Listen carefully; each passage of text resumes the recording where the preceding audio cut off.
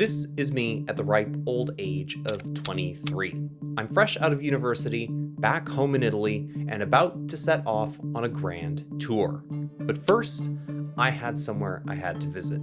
This is the tomb of Dante Alighieri, the medieval poet who penned the Divine Comedy, an epic poem describing his journey through the three kingdoms of the Christian afterlife. Considering Dante's stature and fame, you might say this place is a tad modest. Oh, and look at that. Here I am again, roughly 10 years older, a bit wiser, and a little chunkier too. Dante's tomb has become a sacred space to me, somewhere I can make pilgrimage to whenever I come home. But I never really stopped and asked myself, why?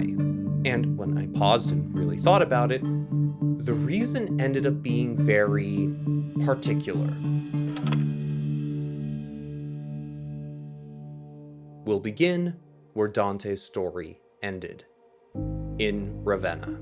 This storied city had long ago been the capital of the Western Roman Empire, its final capital. You could say that this is where the classical world had been laid to rest, and in 1321, it would bear witness to another momentous passing. Dante Alighieri, the poet, statesman, and philosopher, died in Ravenna at the age of 56. He passed away not long after committing the final canto of his magnum opus to ink, a work so great that it ensured his fame would outlive him for centuries. If Dante had one regret in his final moments, it'd be the fact that he'd be laid to rest outside of the city that he gave his life to. Dante was born in the Republic of Florence in 1265. At that time, Italy was a divided peninsula, with principalities, imperial territories, and republics jostling for power up and down the boot. Beyond the political turmoil, Italy was experiencing something of a cultural awakening as well, though not quite a renaissance. Old dogmas were being challenged, the primacy of Latin was giving way to the vernaculars, and previously unknown Greek texts were arriving from the crumbling Byzantine East. Dante thrust himself into this dynamic new world. He was politically involved in the affairs of Florence, serving a number of roles within the Republic, and he mingled with some of the great minds of his day, such as the poet Guido Cavalcanti and the eminent scholar Brunetto Latini. He famously found himself enamored with a young woman named Beatrice, but less well known is the fact that Dante actually took up arms in the service of Florence, fighting with the cavalry at the Battle of Campaldino. That battle was fought between the Guelphs and Ghibellines, the two major ideological camps of the day. The Guelphs basically supported the primacy of the Pope, whereas the Ghibellines supported the totally not Holy Roman Emperor. That's a gross oversimplification, but it's all we've got time for here. Now, even though Dante was on the winning side, the Italian penchant for political infighting led to a split within the Guelphs. This split, in turn, led to some political intrigue that eventually saw Dante exiled from Florence. While he was in exile, Dante put his education and experience to good use, ensuring that he could still provide for himself and his family. And in his spare time, he started working on the great labor of his life, La Commedia. Dante's magnum opus is a journey in 3 parts, narrated by and starring the poet himself. It begins with some of the most beloved lines in Western literature, rendered here in Dante's Tuscan. Nel mezzo del cammin di nostra vita mi ritrovai per una selva oscura che la dritta via era smarrita. At the age of 35, Dante finds himself lost in a shadowy forest, menaced by the local fauna. He's rescued by the spirit of the Roman poet Virgil, who offers him a different way forward. Dante can escape the woods and reach his ultimate destination by taking a prolonged detour through the 3 realms of the dead: Hell, Purgatory, and Paradise. Each of the 3 kingdoms of the afterlife have their own distinct structure. Hell, known as the Inferno, is a vast abyss within the earth. divided into circles that penetrate down to the lowest point, where Satan is eternally imprisoned. Purgatory is a mountain that rises out of the mysterious ocean on the far side of the world, directly opposite Jerusalem, and formed from the displacement of the earth during Satan's calamitous fall. And heaven, called paradise, lays beyond a ring of fire high in the atmosphere, forming concentric spheres that surround the earth before finally giving way to the realm beyond time and space, where the Christian God resides. Throughout his journey, Dante encounters the spirits of the dead, learning what led them to punishment, penance, or paradise. Through the wisdom of his guides, primarily Virgil and later Beatrice and Bernard of Clairvaux, Dante comes to understand the principles that fix each soul in the destination it deserves. If we're honest, the most compelling part of the Divine Comedy is the section dedicated to the Inferno. Nothing quite reads like the drama of the pit, with its malevolent landscapes and legion of notable and infamous denizens. The rondo through hell is so popular compared to the other two sections that the Divine Comedy is colloquially known as Dante's Inferno. And it's here in the dark depths of Dante's netherworld that I discovered something that truly fascinated me. Dante's Inferno is fascinating on so many levels, and what stands out for most people is the creativity of the punishments the sinners are condemned to. Dante employs the concept of contrapasso, where the punishment of the sinner is a creative counterbalance to the nature of their sins. Sometimes it's the vice itself magnified to cruel and absurd proportions, and sometimes it's an ironic twist on the sin itself. Take gluttony, for example, the sin punished in hell's third circle. Here, those who gorge themselves to grotesque degrees are themselves prey for the three-headed hellhound Cerberus, who devours them endlessly. So the glutton has become the feast. Or consider those who are violent against their fellow man, who are boiled alive in a river of scalding blood, while centaurs pepper them with arrows if they breach the surface beyond what is allotted to them. Contrapasso aside, there's another interesting aspect that pervades the Inferno more than the other two parts of the Divine Comedy, and you may have picked it up in those last two examples. Both Cerberus and the centaurs are figures from classical mythology, and as you read through the Inferno, you find it bursting to the seams with references to the classical world, both mythological and historical. Charon the ferryman brings the souls of the dead across the river Acheron.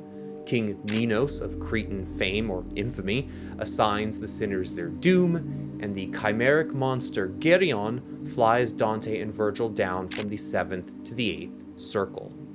Hell's geography draws significant inspiration from the classical underworld too. 4 rivers from the Greek conception of Hades run through Dante's Inferno: the Acheron, Styx, Phlegethon, and Cocytus. There's even an Ersatz Elysium in the first circle of Hell, and the lowest depths of the Inferno recall the darkest reaches of Tartarus, where the most monstrous and powerful beings are imprisoned. And of course, with Dante being a Christian, we shouldn't be surprised to find many pagan Greeks and Romans within Hell's expanse, suffering with no chance of redemption. Dante does carve out a few special exemptions, but we'll get to those in a bit. Really, the most fascinating thing about Dante's conception of the Inferno is that he essentially asserts that everything that's depicted in classical mythology and history actually happened. When Dante and Virgil reach the banks of the river Phlegethon, they're confronted by the centaurs Chiron, Nessus, and Pholus. And Dante says this: "And between it and the foot of the bank, on a track ran centaurs one behind the other, armed with arrows as they used in the world to go hunting." He's marking the centaurs as real, living beings who used to roam on the earth. Then, in the lowest reaches of Hell, we find the Titans, frozen in the ice, punished for their attempted overthrow of Mount Olympus. And we also find the Minotaur roaming around, the very same beast that Theseus of Athens slew within the labyrinth. We even find heroes of Greek myth, such as Odysseus, known to Dante as Ulysses, punished severely in hell. But having been a stranger to Homer's works in their original Greek forms, or even in a proper Latin translation, the details of their stories are a little fuzzy, or perhaps are reworked to fit Dante's conception of the world and myth. Odysseus, for example, does not die of old age in his home as was prophesied by Tiresias. Dante instead has him and his crew setting out beyond the Strait of Gibraltar, then the Pillars of Hercules, and being lost in a storm within sight of Mount Purgatory. Despite the presence of the ancient pagans in hell, they are often addressed by Dante and Virgil with a sort of grudging respect for their deeds, whereas many of the Christian sinners, and especially Dante's contemporaries, are given no such quarter. And this is where Dante tips his hat and reveals that he's a lot more sympathetic to the ancients than his Christian faith may otherwise allow. After crossing the river Acheron with the aid of Charon, Dante and Virgil arrive in Limbo, the first circle of hell.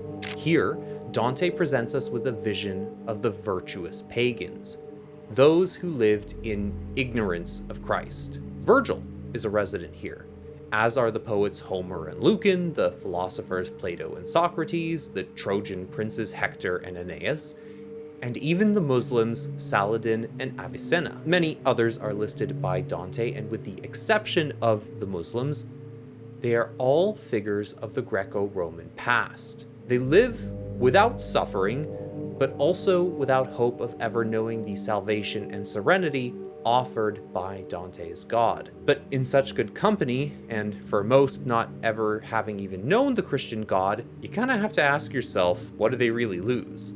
Here, Dante's admiration for all the figures he came to know through Latin literature affords them dignity and pride of place among hell's denizens. They're blameless and not to be looked upon with scorn, but revered for the nobility of their words and deeds. Likewise, all myths and legends should not be discarded.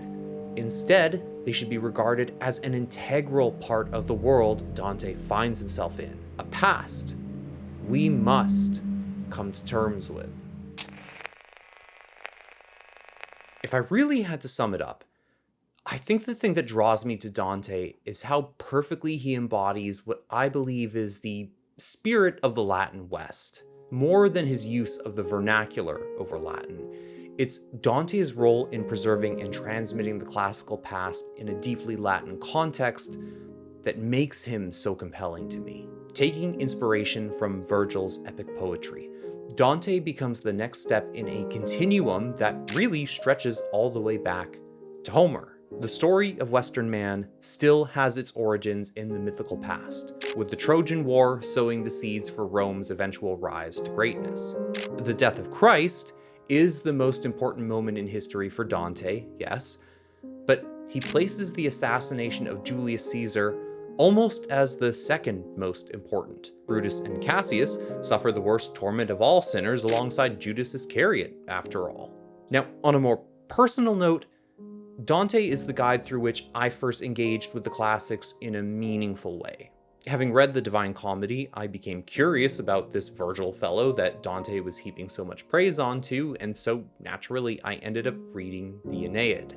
Reading that epic captivated me even more, and it struck me in a way that the Iliad and Odyssey, quite frankly, never did. As an Italian, I think it is that uniquely Latin quality that's shared by the Aeneid and La Divina Commedia that really kind of reaches right into my soul. And just like Dante, most of the classics I've encountered have come from a Latin origin, even if I am reading them in translation at times. But more than anything, I think Dante is the example I want to live by. As somebody who values the classics and the humanities more broadly, I try my best to root my own creativity in the tradition I've inherited, just like he did. This is what brings me back to Dante over and over again. He's my conduit to the ancients, and he's the fountain of eloquence that I long to drink from.